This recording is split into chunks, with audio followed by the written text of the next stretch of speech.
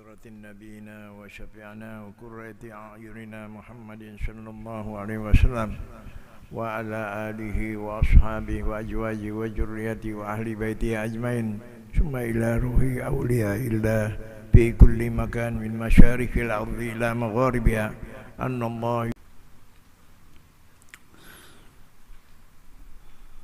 Bismillahirrahmanirrahim. Alhamdulillahi rabbil alamin wa bihi nasta'in ala umurid dunya waddin. Wassalatu wassalamu ala asyrafil anbiya wal mursalin Sayyidina Maulana Muhammadin wa ala alihi wa sahbihi ajma'in. Berkata Maulana Syekh Muhammad Arsad bin Abdullah Al-Banjari rahimahullah, nafa'ana bi'ulumi. Ke-12, kaum wujudiyah. Di antara kelompok-kelompok yang menyimpang atau di luar dari Ahlus Sunnah wal Jamaah, ada kelompok yang namanya wujudiyah.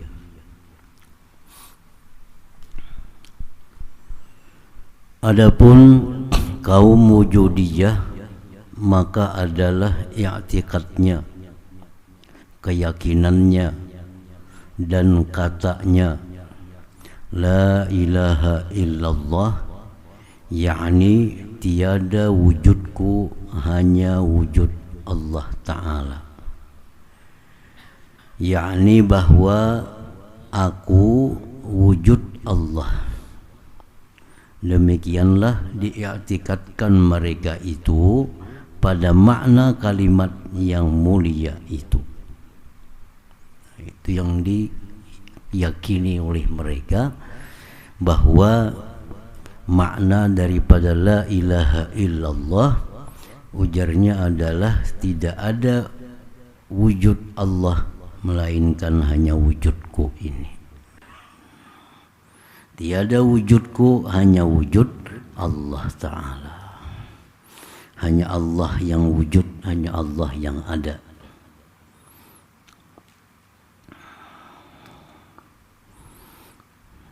Sedangkan kita yang biasa Ahlus Sunnah wal Jamaah memaknai la ilaha illallah itu la mawjud la ma'buda bihaqqin illallah. Tidak ada yang disembah sebenarnya melainkan Allah. Nah, itu yang kita yakini, itu yang kita i'tikadkan. Tidak ada yang disembah sebenarnya melainkan Allah. Ada mereka ini tiada wujudku, hanya wujud Allah. Artinya tiada adaku melainkan adanya Allah. Nah, ini i'tikad di luar dari Ahlus Sunnah wal Jamaah. Ya, bakaku Allah Ta'ala jadinya. Bakaku Allah Ta'ala. Karena jadinya tiada wujudku, hanya wujud Allah. Dan lagi pula kata mereka itu, innal haqqa subhanahu wa ta'ala laisa bimawjudin illa bi dhimni wujudil kainat. Bahwasanya hak Ta'ala, Allah Ta'ala, tiada mawjud, tiada ada melainkan di dalam kandungan wujud segala makhluk.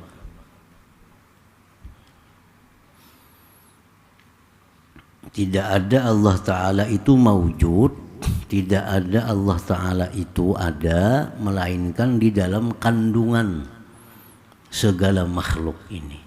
Jadi kita ini mengandung Allah Ta'ala.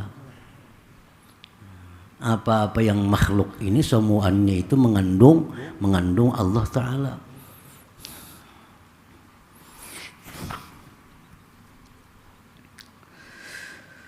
Maka sekalian makhluk pada i'tikad mereka itu wujud Allah Ta'ala.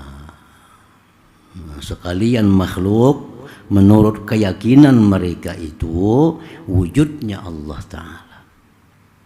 Jadi semua makhluk nih, langit, bumi, pisang, kambing, apapun, itu ujarnya wujudnya Allah. Itulah adanya Allah.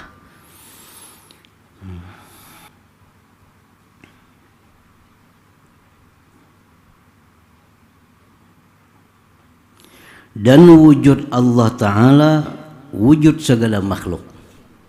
Artinya adanya Allah Ta'ala itu ialah adanya segala makhluk. Maka adalah mereka itu kaum wujudiyah tadi mengisbatkan, menetapkan keesaan Allah Ta'ala di dalam wujud segala makhluk yang banyak. Serta kata mereka itu tiada maujud hanya Allah Ta'ala, maka diatikatkan oleh mereka itu pada makna la ilaha illallah, tiada wujudku hanya wujud Allah Ta'ala.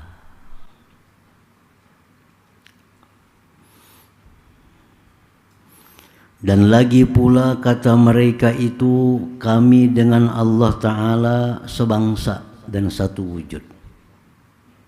Nah, mengaku bahwa mereka ujarnya sebangsa dengan Allah Ta'ala dan satu wujud dengan Allah Ta'ala.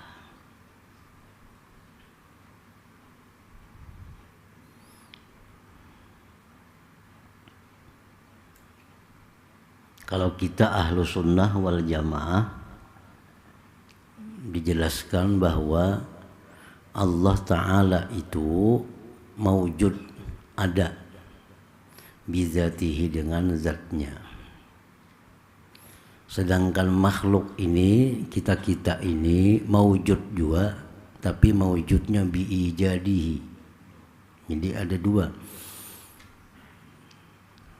maujud. Jadi maujudnya kita dengan wujudnya Allah itu kada sebangsa. Kalau mereka mengatakan ujarnya wujud kami dengan wujud Allah itu sebangsa, sama artinya. Kalau kita belain, kita ahlu sunnah, Allah Ta'ala itu wujud bizatihi dengan zatnya, sedangkan kita ini wujud ada biijadihi dengan diadakannya. Nah, itu perbedaannya. Allah ada bizatihi dengan zatnya. Kita ada, tapi kita ini adanya biijadihi dengan diadakannya. Ini lain, adanya itu lain, kada sebangsa.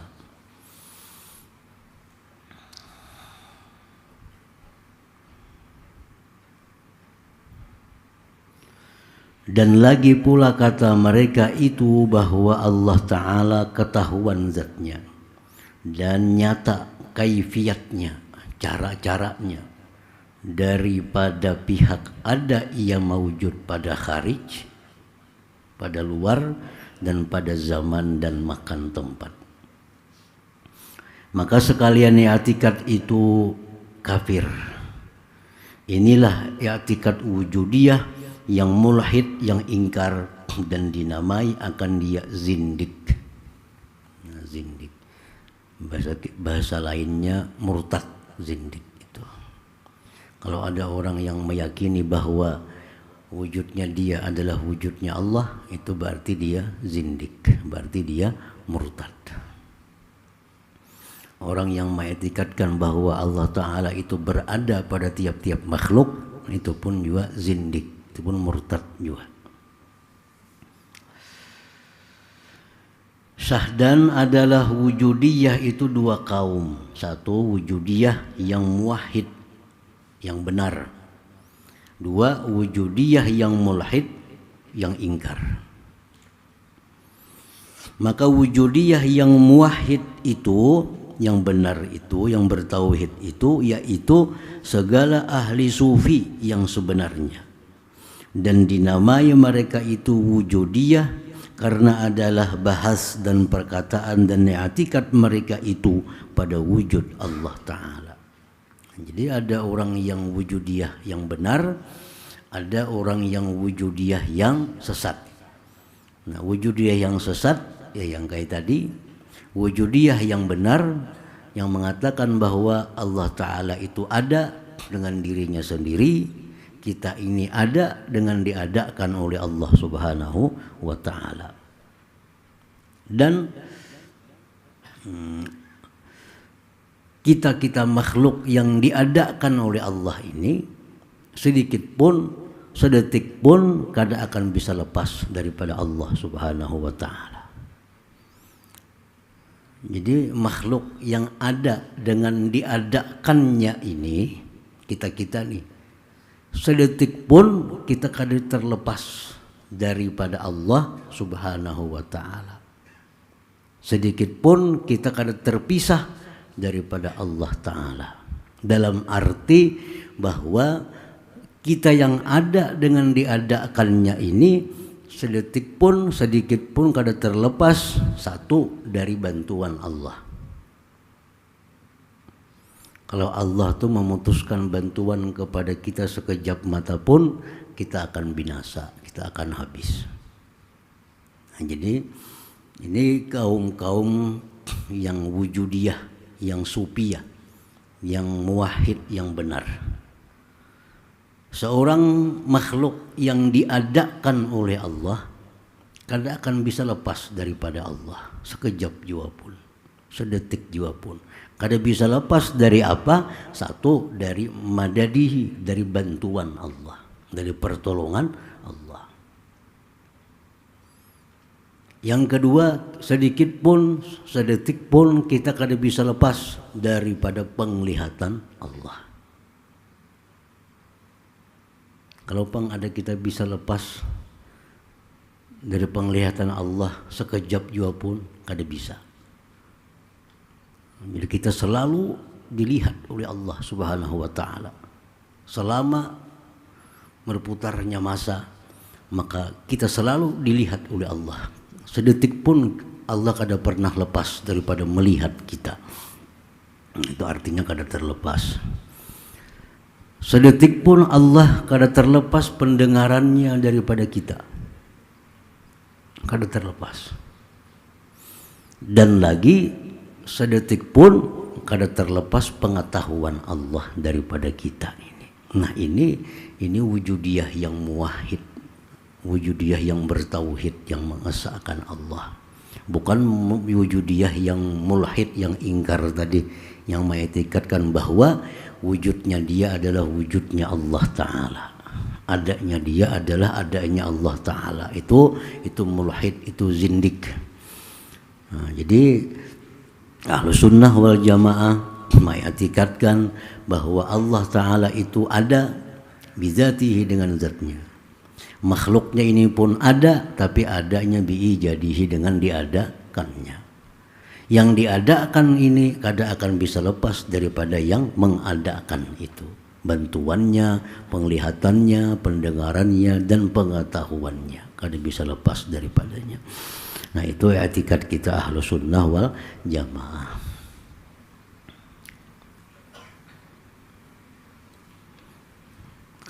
Ke-13, kaum Mujassimah.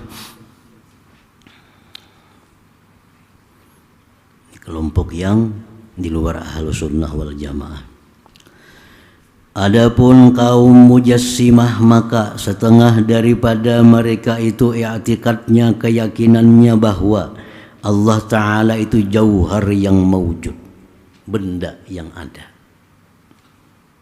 Tapi bendanya itu benda yang kada bisa dibagi-bagi, disebut jauhar. Dan setengah mereka itu i'tikad, keyakinannya bahwa Allah Ta'ala itu jisim, benda yang bisa dibagi-bagi. Tetapi tiada seperti jisim yang lainnya. Nah, ini Mujassimah juga. Allah Ta'ala itu ada bendanya, ujarnya nih, tapi kada kaya benda-benda yang lain. Nah, ini kelompok Mujassimah. Bagi Ahlus Sunnah wal Jamaah, Allah Ta'ala itu kada benda. Kenapa sebabnya? Karena bila Tuhan itu benda, setiap benda itu perlu kepada tempat. Sedangkan Tuhan kada bertempat. Jadi i'tikad ahlu sunnah bahwa Allah Ta'ala itu bukan benda. Sedangkan i'tikad mereka ini mujassimah mengatakan bahwa Allah Ta'ala itu benda. Artinya ada orangnya, nah ada bendanya. Ujar ahlu sunnah wal jamaah, kalaunya Tuhan itu benda berarti ada tempat. Bila Tuhan itu ada tempat berarti kenal tempat pada Tuhan. Kan panjang jadinya.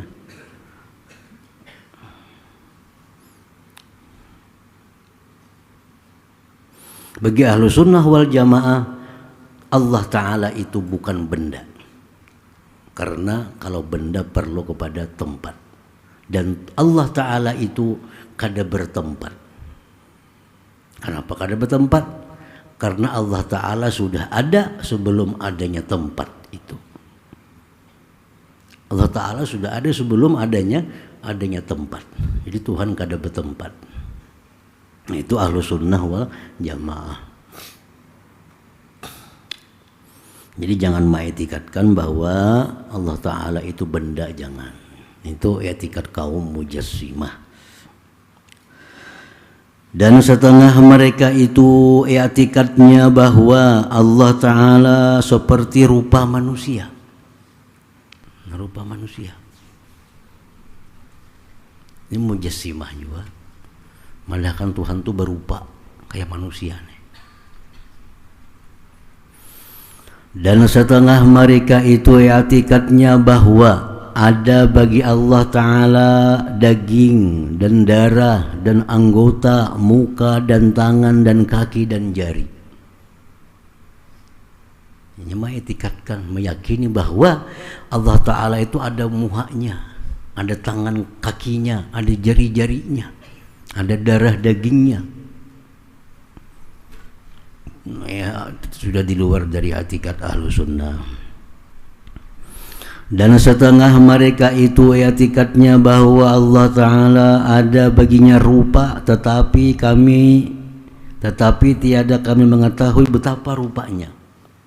Lain lagi pulang di mujassimah ini macam-macam juga.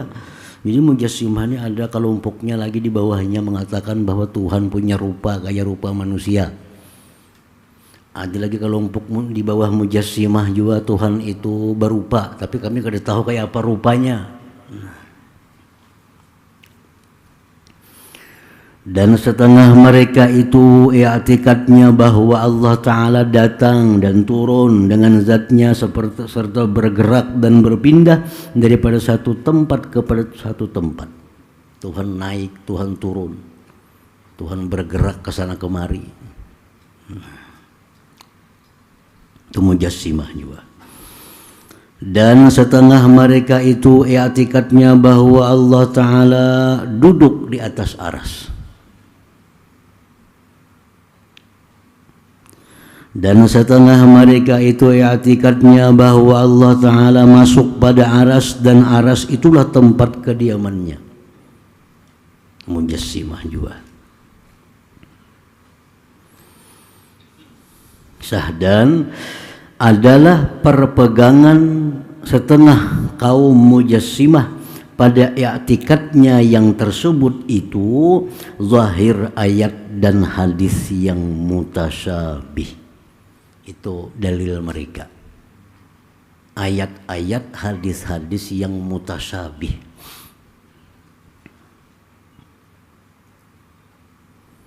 Dan dinamai pula kaum mujassimah itu musabbihah, ya juga, yang menyerupakan Tuhan.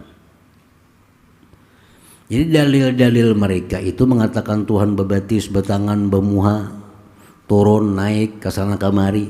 Dalil mereka itu adalah hadis-hadis, Quran yang ayat-ayatnya itu mutasyabih. Kan Quran itu hadis, Quran dan hadis itu ada yang muhkamat. Muhkamat itu artinya maknanya jelas. Misal wa ilahukum ilahun wahid. Tuhan kalian, Tuhan yang esa. Itu kan jelas. Tapi Quran hadis ini banyak pula yang ayat-ayatnya itu mutasyabih, ada jelas. Ada jelas. Nah, bagi mereka ini kaum mujassimah, mereka mengambil dengan zahirnya. Sedangkan ahlu sunnah wal jamaah berhubung ini ayat atau hadis ini mutasyabih, kada jelas maksudnya, maka mereka menerapkan dua jalan. Satu dengan jalan taslim, menyerahkan kepada Allah. Yang kedua dengan jalan takwil, menakwilkan. Dalam Al-Quran contohnya, kenapa mereka mujassimah mengatakan Tuhan itu punya wajah, punya rupa?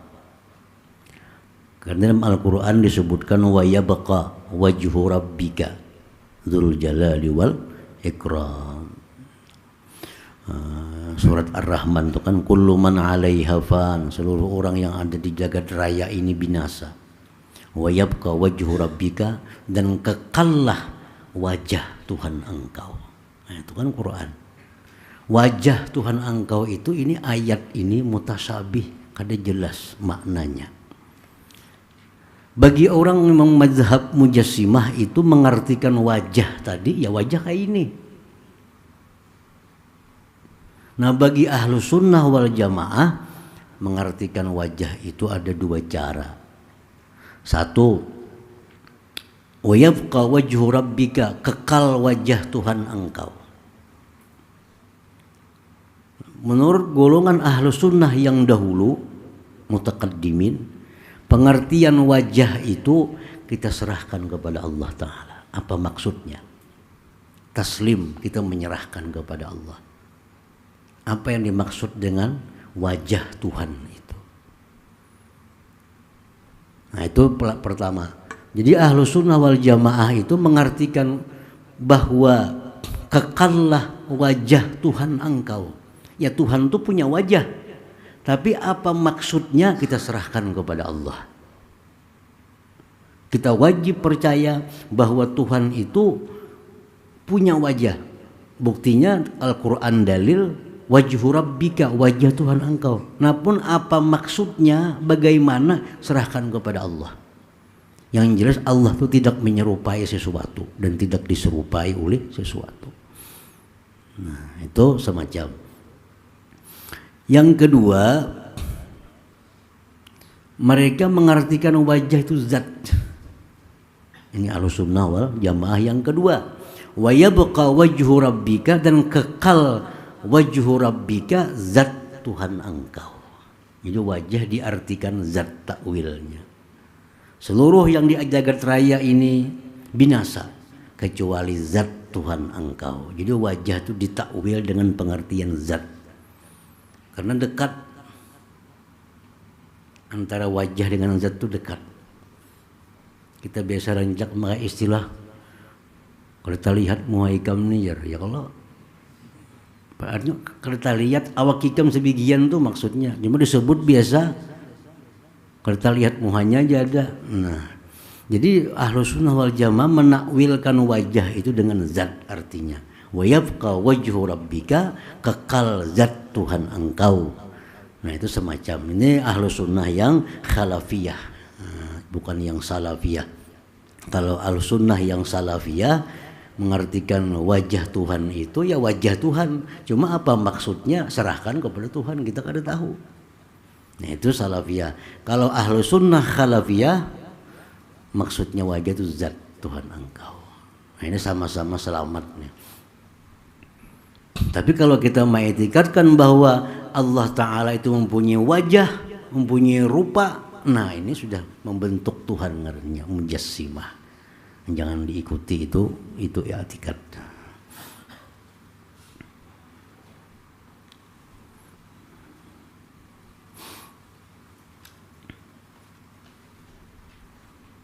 Dalam Al-Quran lagi disebutkan ada yadullah fawqa aydihim.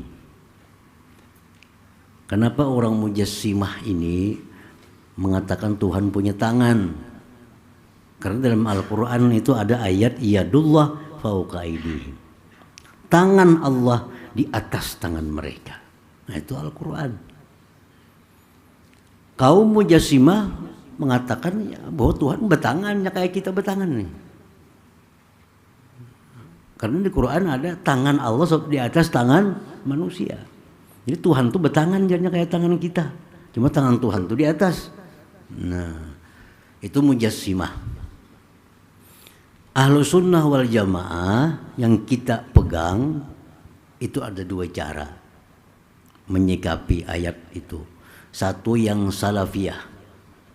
Allah Ta'ala menetapkan bahwa dia punya tangan. Tapi apa maksudnya? Itu serahkan kepada Allah. Nah ini selamat.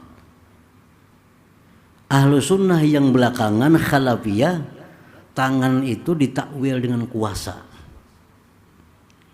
Kan tangan itu biasa simbol kekuasaan. Jadi iyadullah, kekuasaan Allah, fauqa aidihim, di atas kekuasaan manusia. Nah itu selamat juga.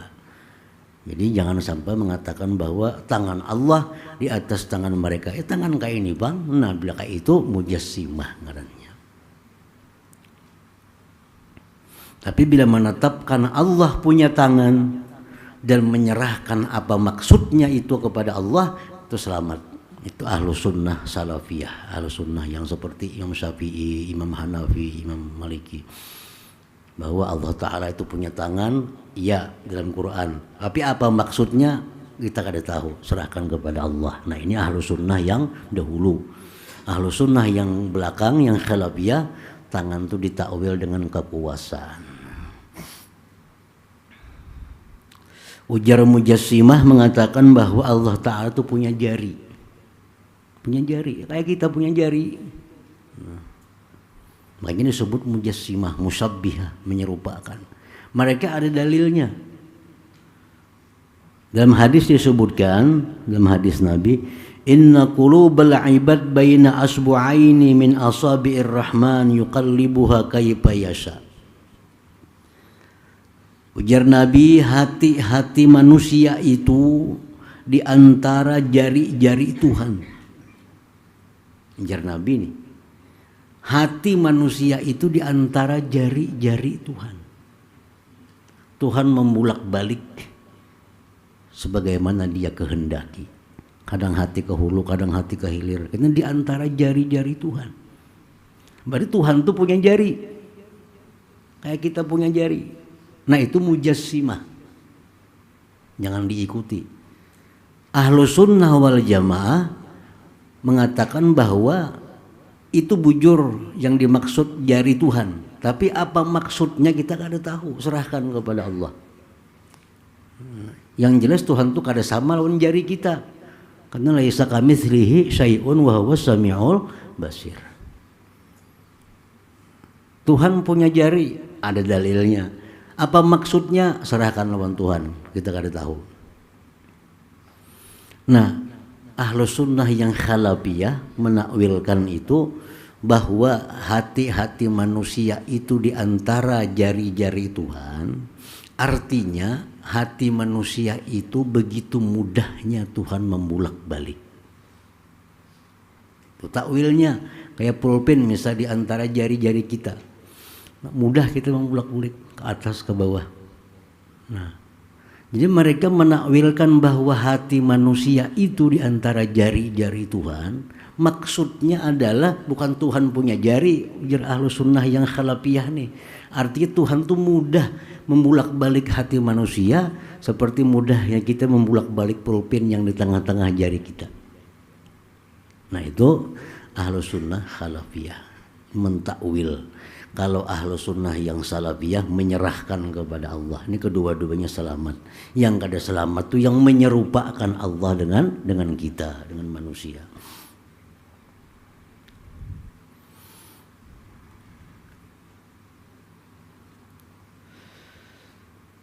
Mereka mengatakan Allah naik, Allah turun. Karena memang ada hadis setiap tengah malam Allah turun. Allah turun ke langit paling bawah, ke langit pertama. Allah menyeru, hai manusia, adakah yang minta kepadaku?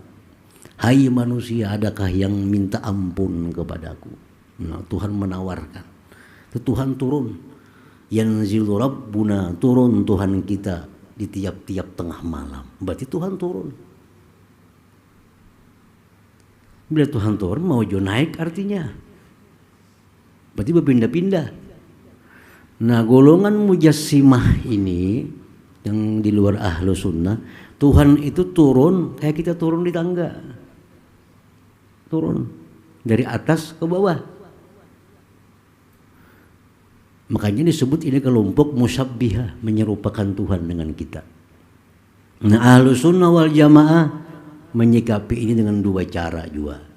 Ahlu sunnah wal jamaah yang salafiyah bahwa Tuhan turun bujur karena hadisnya ada, cuma maksudnya apa kita kada tahu, serahkan kepada Allah. Nah, ini selamat.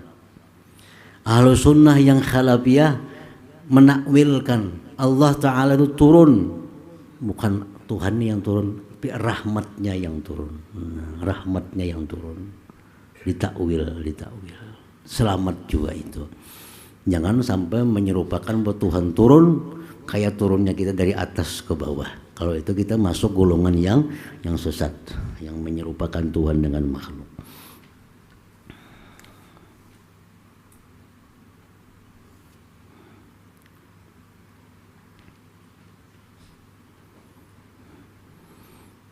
Kata Imam Fakhruddin Ar-Razi, yang mujassimah itu musyabbihah, menyerupakan Tuhan dengan makhluk, dan musyabbihah itu kafir. Menyerupakan Tuhan dengan makhluk itu kafir. Karena Allah sudah berfirman, laisa kamitslihi syai'un wa huwas samiul basir. Allah itu tidak disamai oleh sesuatu. Tidak disamai oleh sesuatu. Kalau kita menyerupakan Allah dengan makhluk, itu sudah i'tikad yang kafir. Karena diisbatkannya, ditetapkannya bagi Allah Ta'ala berjisim, berbenda. Dan akan jisim itulah yang disembahnya. Dan barang siapa menyembah jisim, maka sanya jadi kafir. Karena ia menyembah yang lain daripada Allah Ta'ala. Nah, ini perkataan Imam Fakhrul Razi bahwa orang-orang yang mujassimah, yang menyerupakan Tuhan itu dengan makhluknya, atau yang mengatakan Tuhan itu berbenda, itu berarti dia menyembah benda. Dan Tuhan tidaklah benda, maka dia berarti kafir. Nah, golongan yang mengatakan bahwa Tuhan itu berbenda, yang mengatakan Tuhan itu punya tangan macam kita, bisa naik turun macam kita. Nah, orang yang mengatakan mengetikatkan Tuhan seperti demikian, itu jarsidin kafir. Kata Imam Ahmad radhiyallahu anhu, barang siapa mentasbihkan, menyerupakan Allah Ta'ala dengan makhluk, maka sanya jadi kafir.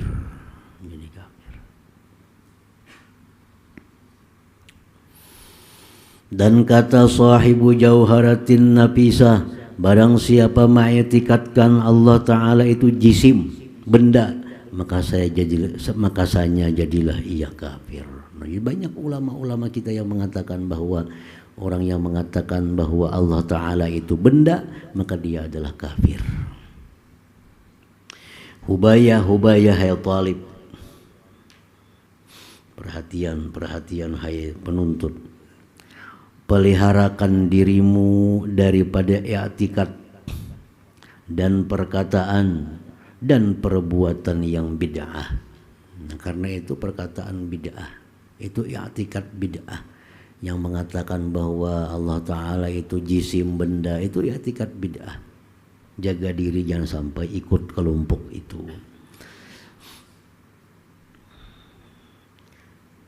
Dan janganlah bersahabat dengan kaum yang mempunyai bid'ah, lagi dhalalah, sesat, dan janganlah memuliakan mereka itu.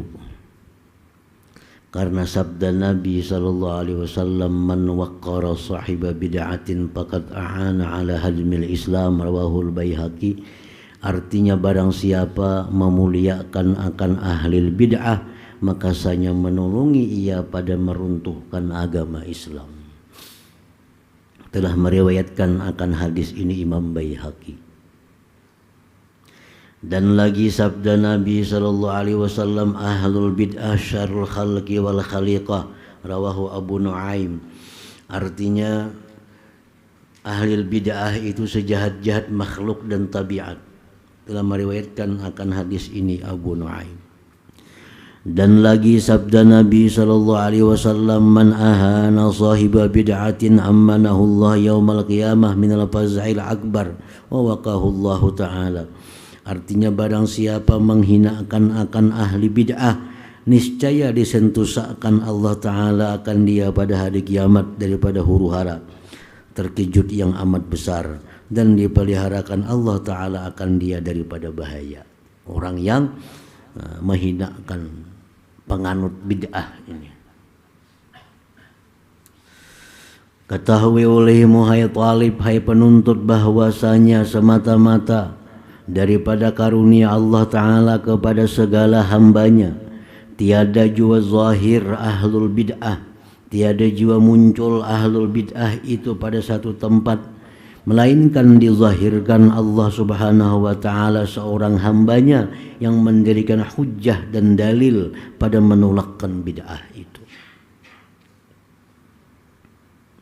Seperti sabda Nabi sallallahu alaihi wasallam, ma zahara ahlul bid'ah illa azharallahu bihim hujjata 'ala lisani man yasha min khalqihi, rawahul Hakim.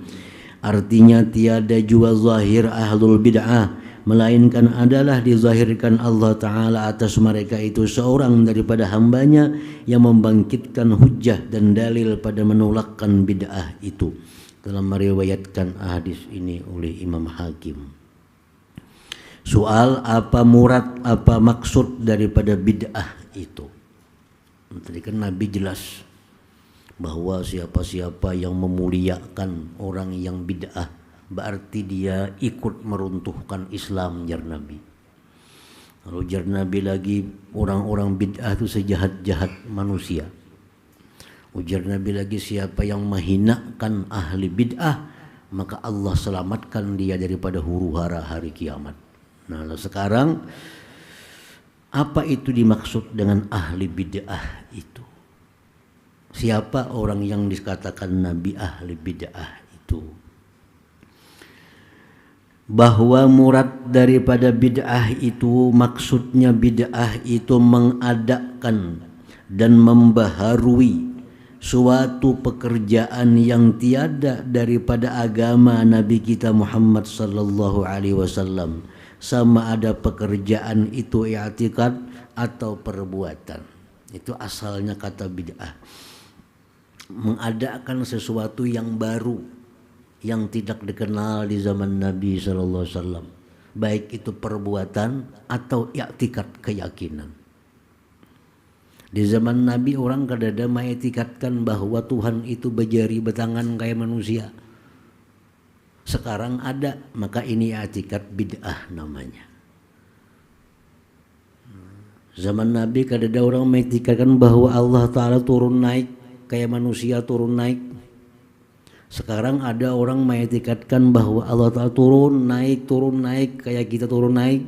Berarti ini orang punya i'tikad bid'ah.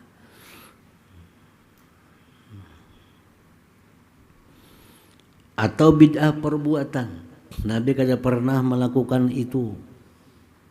Dia ulahnya perbuatan itu, diamalkannya perbuatan itu. Nabi kada pernah. Nah, ini ngarannya orang yang bid'ah dalam perbuatan.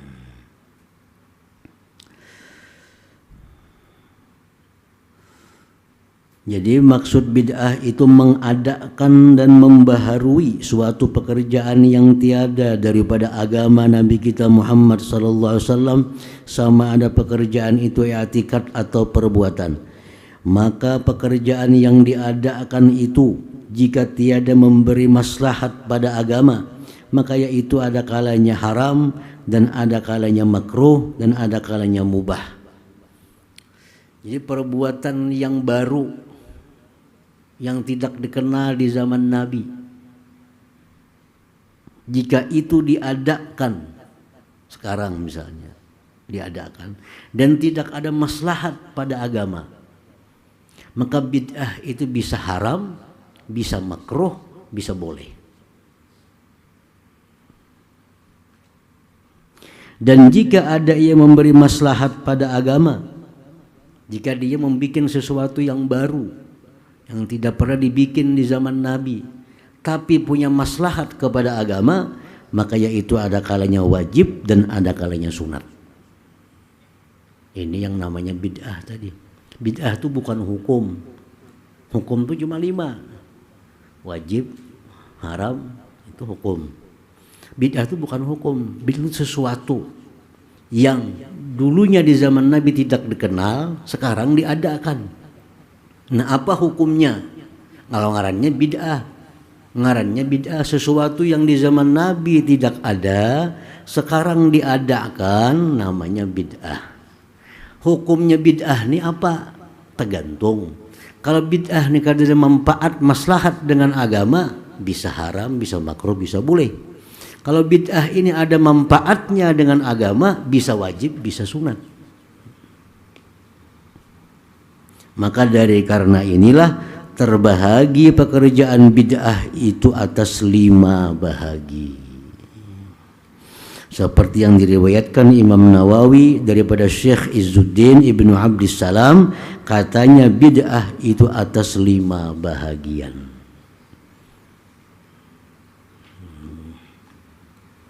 Jadi bid'ah jar. Bid'ah itu kan tentu kada baik. Karena bid'ah itu artinya barang baru. Barang yang tidak dikenal di zaman Nabi, sekarang ada, ngarannya bid'ah. Apa hukumnya? Nah, tergantung apa garang bid'ahnya. Kalau di zaman Nabi orang sembahyang ada memakai baju batik, wah ini orang sembahyang ada memakai baju batik, itu bid'ah. Apa hukum bid'ahnya? Nah, jadi bid'ah itu terbagi 5 hukum. Bisa haram, bisa wajib, bisa sunat, bisa makruh, bisa boleh. Pertama, bid'ah wajib. Ada bid'ah yang wajib. Bid'ah tapi wajib.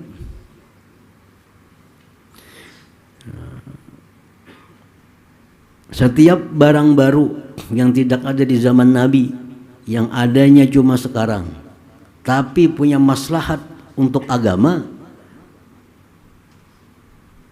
ini bid'ahnya bisa wajib, bisa sunat tadi. Nah, wajib kayak apa contohnya?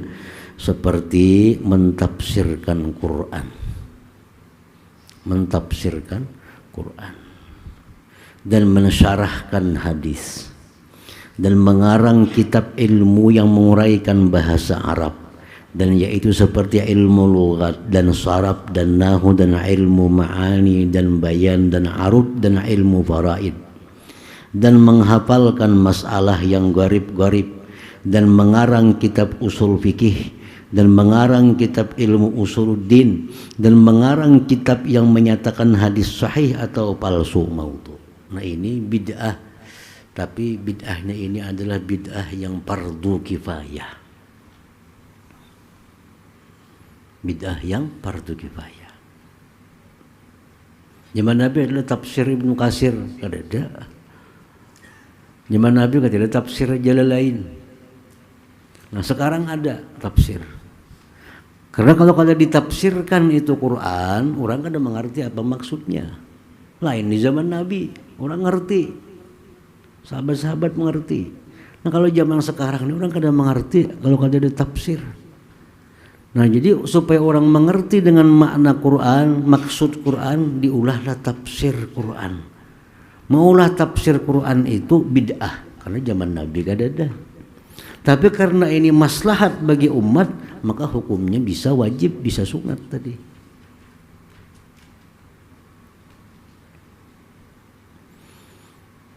Kedua, bid'ah yang sunat, yaitu seperti berbuat membangun madrasah. Di zaman Nabi kada ada madrasah. Zaman Nabi kada ada pesantren, kada ada 3 Quran. Zaman Nabi kada ada itu. Dan sekarang dibangunlah madrasah, diwakafkanlah harta sebagian untuk bangun madrasah. Itu bid'ah. Tapi karena ini ada maslahat dengan agama, nah maka itu jadi sunat hukumnya. Dan menguraikan masalah tasawuf yang seni-seni, yang halus-halus, itu zaman Nabi gak ada.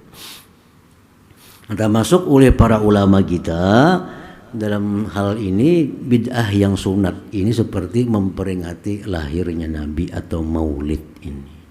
Oh, maulid bid'ah, bujur, karena zaman Nabi gak ada. Tapi apa hukumnya bid'ah maulid itu? Nah, itu yang perlu kita cari. Apa garang maulid itu? Oh, maulid itu bertari-tarian, membukaan aurat, haram gak itu? Karena kan tidak maslahatnya. Orang maulid itu bergambus, bergitar, bersuling, berjugit-jugit, bersair, jelas itu haram. Karena kan tidak hubungannya dengan agama. Tapi kalau maulid itu dalamnya orang baca Quran, maulid itu dalamnya orang baca salawat, dalamnya memuji Nabi, dalam maulid itu orang mengisahkan kelahiran Nabi, dalam maulid itu orang ada makan-makan bersama. Ini semua perkara yang diridhai oleh Allah. Maka maulid itu menjadi bid'ah yang mustahabbah, yang disunatkan menurut para ulama-ulama kita dahulu. Jadi maulid bid'ah, bujur. Ada bid'ah yang sesat, ada bid'ah yang punya maslahat dengan agama kita. Ketiga bid'ah yang mubah yaitu seperti berjabat tangan, kemudian daripada sembahyang subuh dan asar, dan memakan makanan yang lezat, dan memakai pakaian yang baik, dan mendiami rumah yang baik, dan meluaskan tangan baju, itu bid'ah. Sampai kita guring di atas tikar pelepah kurma, kita guring tilam busa, bid'ah. Cuma ini karena tidak hubungannya dengan maslahat agama, tidak hubungan dengan keagamaan, lalu disebut bid'ah yang mubah, bid'ah yang dibolehkan. Nah, ini perincian bid'ah menurut Imam Nawawi meriwayatkan dari Izzuddin Ibnu Abdissalam.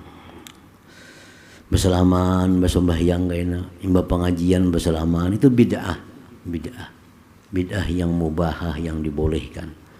Adapun berjabat tangan tatkala bertemu, maka tiada ia daripada pekerjaan bid'ah, karena warid, karena ada datang dengan dia hadis. Kalau bertamu bersalaman, nah itu ada hadisnya, itu sunnah. Tapi kalau bulikannya, bubarannya, nah itu bid'ah, bersalam-salaman bubarannya itu, karena diajarkan oleh Nabi.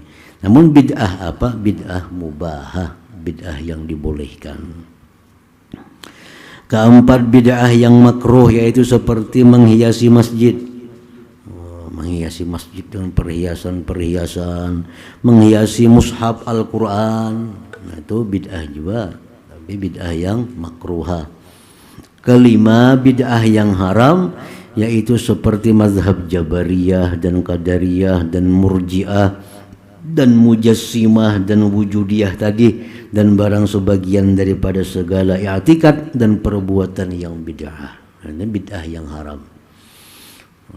Di kaum Jabariyah, kaum Qadariyah, kaum Mujassimah, Murji'ah, Wujudiyah, nah macam-macam tuh, itu bid'ah yang haram, yang sesat. Dan dihikayatkan daripada Imam Syafi'i radhiyallahu anhu bahwa segala pekerjaan yang bersalahan dengan Quran atau hadis atau qaul sahabat atau ijma, maka yaitu bid'ah dalalah. Setiap ada perbuatan, setiap ada perkataan, setiap ada i'tikad yang bertentangan dengan Quran, hadis dan ijma, itulah bid'ah yang sesat. Bid'ah yang sesat. Ya macam tadi misalnya maulid bernyanyian, berjugit-jugitan, bersuling, macam-macam, berbuka aurat, bercampur lakian binian, jelas bertentangan dengan Quran, hadis. Ini maulid macam itu, maulid yang bid'ah dalalah ngarannya. Bid'ah dalalah. Tapi kalau maulid Nabi orang bagus-bagus, kada bertentangan dengan hukum Islam, acaranya bagus, memuji Nabi, itu bid'ah juga, tapi bid'ah yang mustahabbah, bid'ah yang disunatkan ngarannya.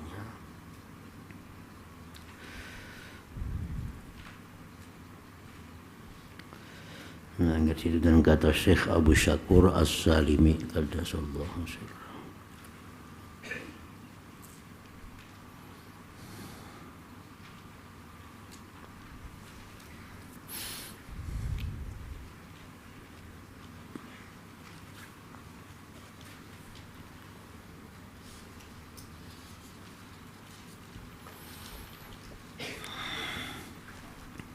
الفاتحة إلى روح المصطفى سيدنا محمد صلى الله عليه وسلم. الفاتحة.